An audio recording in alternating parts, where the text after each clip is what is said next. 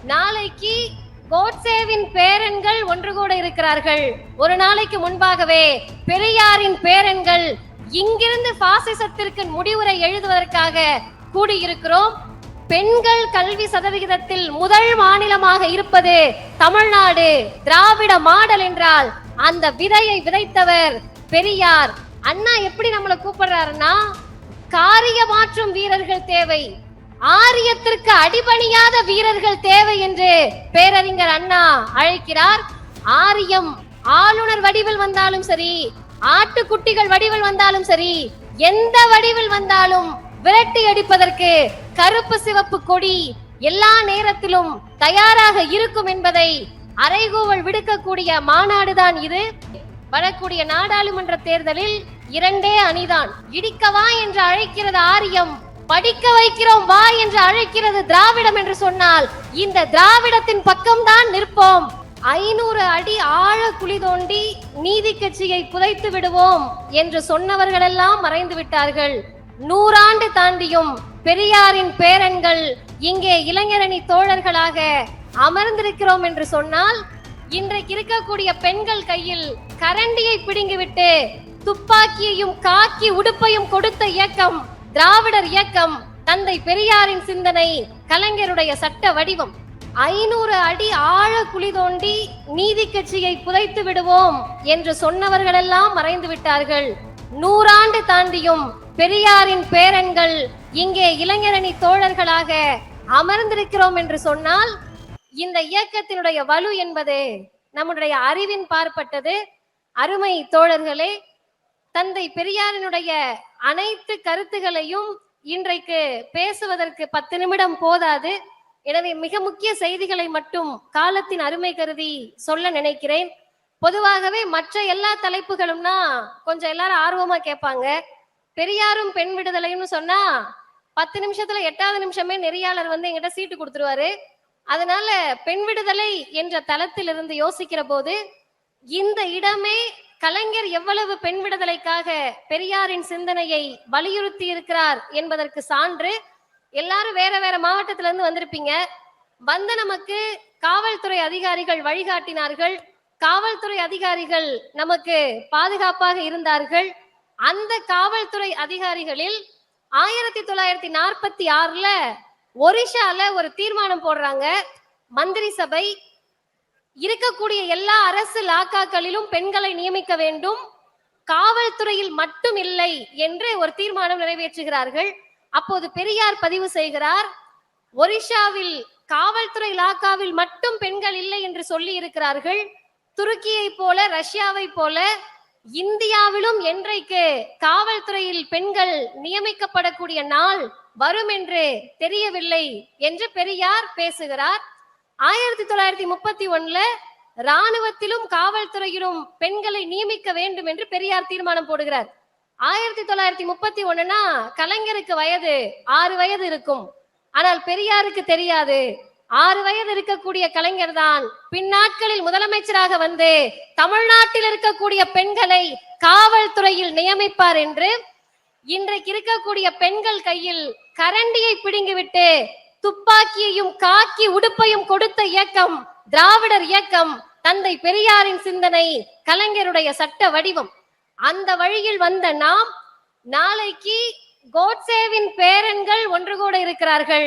ஒரு நாளைக்கு முன்பாகவே பெரியாரின் பேரன்கள் இங்கிருந்து பாசிசத்திற்கு முடிவுரை எழுதுவதற்காக கூடியிருக்கிறோம். இந்த தருணத்தில் ஒரு 3 செய்திகளை மட்டும் நான் சொல்லி நிறைவு செய்கிறேன். இன்றைக்கு வட இந்திய மாநிலங்களில் எல்லாருமே மிக ஆச்சரியமாக கேஸ் சிலிண்டரை பாக்குறாங்க, மிக ஆச்சரியமாக பள்ளிக்கூடங்களை பார்க்கிறாங்க, மிக ஆச்சரியமாக பெண்களுடைய வளர்ச்சியை பார்க்கிறார்கள். ஆனால் பள்ளிக்கூடங்களையும் கேஸ் அடுப்புகளையும் பெண்கள் ஆச்சரியமாக அங்கே பார்த்து கொண்டிருக்கக்கூடிய நேரத்தில் இந்தியாவிலேயே கல்வி சதவிகிதத்தில் பெண்கள் கல்வி சதவிகிதத்தில் முதல் மாநிலமாக இருப்பது தமிழ்நாடு. திராவிட மாடல் என்றால் அந்த விதையை விதைத்தவர் பெரியார். அதை சட்டமாக கொண்டு வந்து நமக்கான கல்வி வாய்ப்புகளை எல்லா நிலையிலும் உறுதி செய்தவர் முத்தமிழறிஞர் கலைஞர் அவர்கள். அதுக்கடுத்து ஒரு கட்டம் வருது, 12வது வரைக்கும் படிச்சுட்டல்ல போதும்ன்றாங்க. அப்போது ஒருவர் சொல்லுகிறார், 12வது வரைக்கும் படிச்சாலாம் பத்தாது, 6வதுல இருந்து 12வது வரைக்கும் நீ அரசு பள்ளிக்கூடத்தில் படிச்சன்னா உங்க வீட்டுல என்ன உனக்கு பணம் தர்றது, நான் மாதம் 1000 ரூபாய் தருகிறேன் என்று புதுமை பெண் திட்டத்தின் மூலமாக தமிழ்நாட்டின் முதல்வர் அனைத்து பெண் பிள்ளைகளுக்கும் பணத்தை கொடுத்து படிக்க வாருங்கள் என்று அழைக்கக்கூடிய இயக்கம் திராவிடர் இயக்கம். எனவே அருமை தோழர்களே, வந்திருக்கக்கூடிய உங்களை எல்லாம் இளைஞர்கள் என்று சொன்னார்கள், வாலிபர்கள் என்று சொன்னார்கள். ஆனால் பேரறிஞர் அண்ணா நம்மை அப்படி விழிக்கவில்லை. அண்ணா எப்படி நம்மளை கூப்பிடுறாருன்னா, வீரர்கள் தேவை என்று பேரறிஞர் அண்ணா அவர்கள் நம்மை அழைக்கிறார். என்ன சொல்லி கூப்பிடுறாருன்னா, காரியமாற்றும் வீரர்கள் தேவை, ஆரியத்திற்கு அடிபணியாத வீரர்கள் தேவை என்று பேரறிஞர் அண்ணா அழைக்கிறார். ஆரியம் ஆளுநர் வடிவில் வந்தாலும் சரி, ஆட்டுக்குட்டிகள் வடிவில் வந்தாலும் சரி, எந்த வடிவில் வந்தாலும் விரட்டி அடிப்பதற்கு கருப்பு சிவப்பு கொடி எல்லா நேரத்திலும் தயாராக இருக்கும் என்பதை அறைகூவல் விடுக்கக்கூடிய மாநாடுதான் இது. இன்னும் 3 மாதங்களில் நாடாளுமன்ற தேர்தல் வர இருக்கிறது. மற்ற கட்சிகள் எல்லாம் தீர்மானம் நிறைவேற்றினார்கள். அதுல 31 தீர்மானமும் திமுகவை எதிர்த்த தீர்மானங்கள். ஆனால் இங்கே நிறைவேற்றப்பட்ட அத்துணை தீர்மானங்களும் தமிழ்நாட்டில் இருக்கக்கூடிய ஒவ்வொருவர் வீட்டில் இருக்கக்கூடிய பிள்ளைகளின் கல்விக்காக, பெண்களின் முன்னேற்றத்திற்காக, இளைஞரின் வேலை வாய்ப்புகளுக்காக, அனைத்திற்கும் மேலாக பிராக்கெட்ல நம்ம முதல்வர் கொண்டு வரக்கூடிய பெண்ணுரிமை திட்டத்துக்கெல்லாம் பிஜேபி அல்லாத பெண்கள் அப்படின்னு நம்ம எக்ஸப்ஷன் கொடுக்கல, அதிமுக இல்லாத பெண்கள் எக்ஸப்ஷன் கொடுக்கல.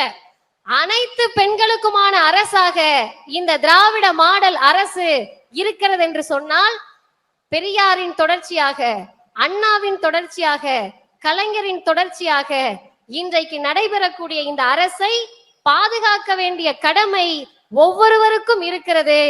நம்மை பாதுகாத்து கொண்டால் பத்தாது. இன்றைக்கு பிரதமர் பேசுகிறார், பேட்டி படாவோ பேட்டி பச்சாவோ. அப்படின்னா அவருக்கும் என்னன்னு புரியல. நம்ம என்னன்னு கேட்டோம்னா, பெண் குழந்தைகளை பாதுகாப்போம், பெண் குழந்தைகளின் கல்வியை பாதுகாப்போன்றாங்க.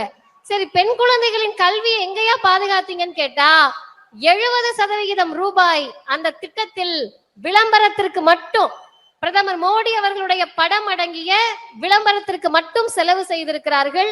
இப்படியாக பெண் பிள்ளைகளுடைய கல்வியை புதிய கல்விக் கொள்கை என்ற பெயரால் காவு வாங்கக்கூடிய, நீட் என்ற பெயரால் பெண்களை மருத்துவராக விடாமல் தடுக்கக்கூடியவர்கள் ஆளக்கூடிய நாட்டில்தான் அமைச்சராக நான் பேசவில்லை, அனிதாவின் அண்ணனாக பேசுகிறேன் என்று இளைஞரணி செயலாளர் சொல்லுகிறார் என்றால், இவர்களுடைய கரத்தை வலுவாக பற்றி கொண்டு இந்தியாவை காப்பாற்ற வேண்டிய பெரும் பொறுப்பு நமக்கு இருக்கிறது. இறுதியாக சொல்லி முடிக்கிறேன்.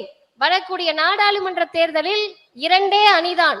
1 மாநில உரிமையை பேசக்கூடிய, சமூக நீதியை பேசக்கூடிய, பகுத்தறிவை பேசக்கூடிய, சுயமரியாதையை பேசக்கூடிய, மனிதநேயத்தை பேசக்கூடிய, இளைஞர் நலனை பேசக்கூடிய, பெண்ணுரிமையை பேசக்கூடிய, மானுட சமத்துவத்தை பேசக்கூடிய, கருப்பு சிவப்பு கொடி தாங்கிய திராவிட அணி.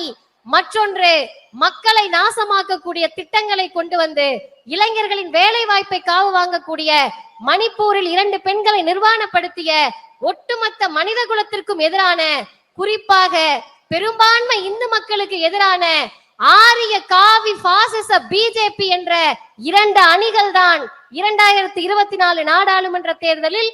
அந்த தேர்தலில் எந்த பக்கம் இருக்கிறோம்?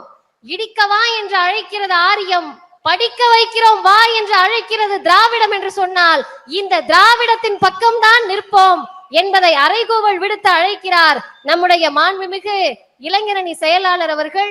பேரறிஞர் அண்ணாவுக்கு பிறகு யாரை கேட்டாலும், அவரை என்ன சொல்லி அழைத்தாலும் சரி, எங்களுக்கு எப்போதும் உதயண்ணாதான் என்று சொல்லக்கூடிய இத்தனை இளைஞர்களும், எங்கள் கழக தலைவர் ஆசிரியர் சொல்லுவது போல, அவர் 5G 5வது தலைமுறை என்பது மட்டுமல்ல, 5G வேகத்தில் செயல்படுகிறார். அவருடைய வேகத்திற்கு ஈடு கொடுப்போம். வாய்ப்புக்கு நன்றி, வணக்கம். மாநாடு வெல்லட்டும். வாழ்க பெரியார், வளர்க பகுத்தறிவு.